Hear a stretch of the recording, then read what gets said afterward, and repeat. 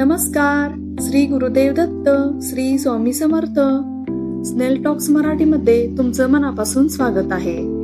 मागील भागात आपण दत्तात्रेयांचे दुसरे गुरु वायू याबद्दल माहिती पाहिली.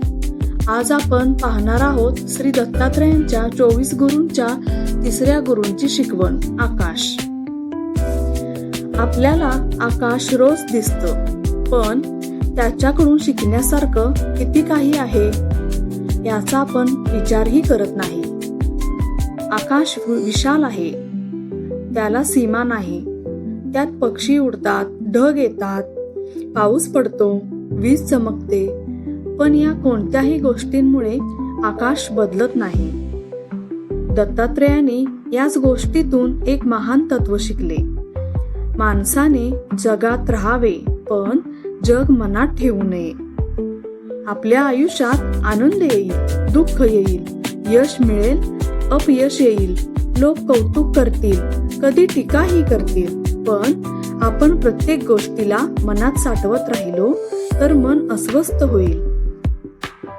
आकाश आपल्याला शिकवतं, सगळं येऊ द्या, पण त्याला धरून बसू नका. जसा ढग काही वेळाने निघून जातो, तसंच प्रत्येक संकटही कायमचं राहत नाही. आज अनेक लोक ताण, चिंता, अपेक्षा आणि राग यामुळे त्रस्त आहेत. जर आपण आकाशासारखे विशाल मन ठेवायला शिकलो तर जीवन खूप हलकं आणि आनंदी होईल.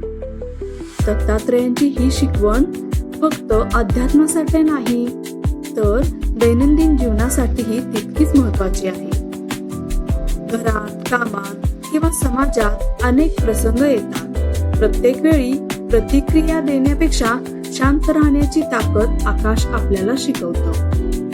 म्हणूनच दत्तात्रेयांनी आकाशाला आपला तिसरा गुरु मानलं. जर हा संदेश तुम्हाला आवडला असेल तर व्हिडिओला लाईक करा, शेअर करा आणि आपल्या कुटुंबियांपर्यंत ही ज्ञान परंपरा पोहोचवा. आणि अशाच भक्तिमय व्हिडिओसाठी चॅनलला सबस्क्राईब करायला विसरू नका. असेच भक्तिमय व्हिडिओ तुमच्यापर्यंत लवकर पोहोचण्याकरिता बेल आयकॉनला क्लिक करा. पुढील भागात आपण जाणून घेणार आहोत श्री दत्तात्रेयांच्या चौथ्या गुरूंची शिकवण. तोपर्यंत नमस्कार. श्री गुरुदेव दत्त, श्री स्वामी समर्थ.